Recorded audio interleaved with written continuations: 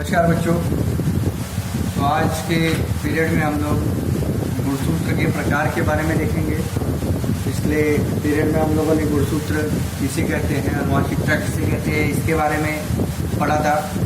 तो आज देखिए गुणसूत्रों के प्रकार। ओके, गुणसूत्रों के प्रकार कोशिका विभाजन के मध्यावस्था में स्पष्ट रूप से दिखाई देते हैं। कोशिका विभाजन की अवस्था होती है मध्यावस्था, है ना, ये सब, फिर अंत्यावस्था, पश्चावस्था, ये सब अवस्थाएं हैं। तो यहाँ पर आपको मध्यावस्था के बारे में दिया गया है, बाकी 10th में आपको बताया जाएगा। तो देखिए क्या है मध्य केंद्री। इन गुणसूत्रों में गुणसूत्र बिंदु गुणसूत्र के बीचों बीच होता है। यह गुणसूत्र अंग्रेजी के अक्षर V जैसा दिखाई देता है। ठीक, यह गुणसूत्र किसके जैसा दिखाई देता है? अंग्रेजी अक्षर के V जैसा दिखाई देता है। ओके, अब आगे देखते हैं इन्हें क्या कहते हैं, अर्ध गुणसूत्रों की। इनके अर्ध गुणसूत्रों की लंबाई समान होती है। उप मध्य केंद्री। इन गुणसूत्रों में गुणसूत्र बिंदु गुणसूत्र के मध्य के आसपास होता है और यह गुणसूत्र अंग्रेजी अक्षर L जैसा दिखाई देता है, L। इनमें एक अर्ध गुणसूत्र दूसरे से थोड़ा बड़ा होता है। अग्र केंद्री। इस गुणसूत्र में गुणसूत्र बिंदु लगभग गुणसूत्र के सिरे के पास होता है। यह गुणसूत्र अंग्रेजी अक्षर J जैसा दिखता है। इसमें एक अर्ध गुणसूत्र बहुत ही बड़ा होता है और दूसरा बहुत ही छोटा होता है। अंत्य केंद्री देखते हैं।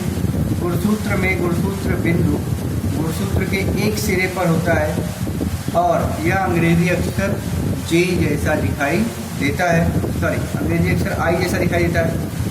इनमें एक ही अर्ध गुणसूत्र होता है। सामान्य रूप से कायिक कोशिकाओं में गुणसूत्रों की जोड़ियां होती हैं। समान आकार और रचना वाले गुणसूत्रों की जोड़ी को समजात गुणसूत्र कहते हैं। क्या कहते हैं?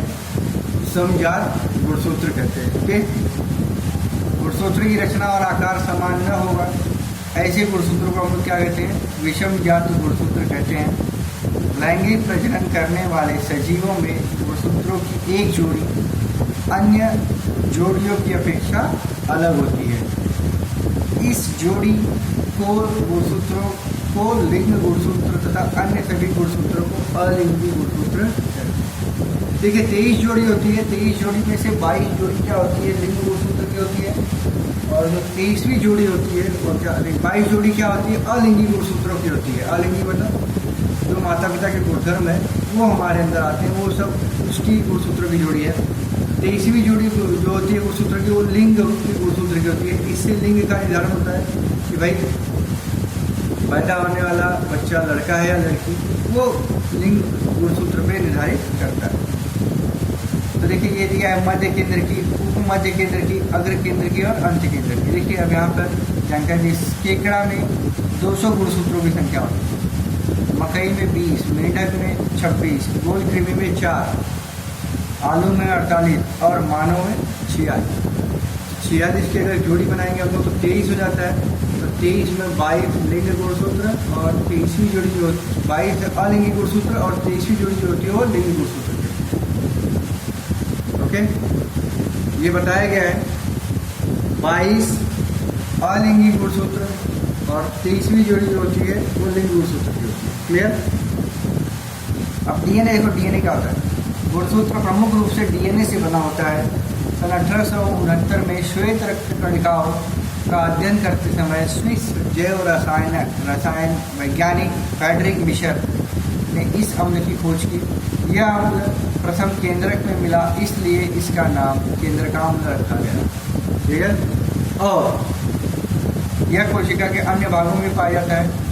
डीएनए के अणु विषाणु जीवाणुओं से लेकर मनुष्य तक सभी सजीवों में पाए जाते हैं।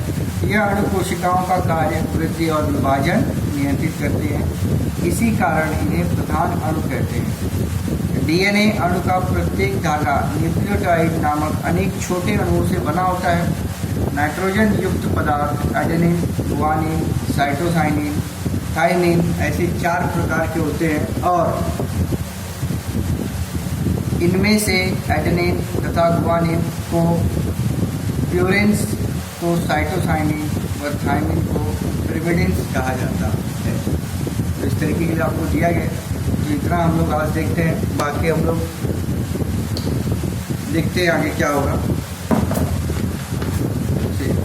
तो डीएनए अणु की रचना सभी सजीवों में एक जैसी होती है। प्रत्येक जितने भी सजीव हैं सब में डीएनए एक जैसा होता है। सन 1953 में वैक्सन और क्री ने इस अणु की रचना की प्रतिकृति तैयार की। प्रतिकृति मतलब उनका डुप्लीकेट तैयार किया, और इस प्रतिकृति में न्यूक्लियोटाइड के 2 समांतर धागे एक दूसरे के साथ लपेटे हुए होते हैं। इस द्विसर्पिल रचना कहते हैं। इस रचना की तुलना निचोड़ी हुई लचीली सीढ़ी से की जाती है। इस तरीके का दिखाई देगा। न्यूक्लियोटाइड की रचना में शर्करा के एक अणु से नाइट्रोजन युक्त पदार्थ का अणु और एक फास्फोरिक अम्ल का एक अणु जुड़ा हुआ होता है। नाइट्रोजन युक्त पदार्थ 4 प्रकार के होने के कारण न्यूक्लियोटाइड भी क्या होते हैं, 4 प्रकार के होते हैं। और इसमें क्या कहा गया है देखिए आगे। डीएनए के अणु में न्यूक्लियोटाइड की रचना श्रृंखला जैसी होती है।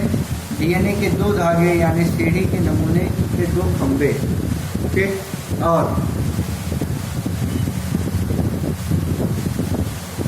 प्रत्येक खंभा बारी बारी से जुड़े हुए शर्करा के अणु और फास्फोरिक अम्ल से बनता है।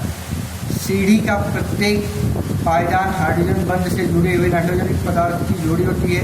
हमेशा एडेनिन की थाइमिन से और गुआनिन की साइटोसाइनिन से जोड़ी होती है। इसने दिया गया है, जो सीढ़ी है। ठीक है, तो आज इतना ही देखेंगे, बाकी हम नेक्स्ट में देखेंगे। धन्यवाद।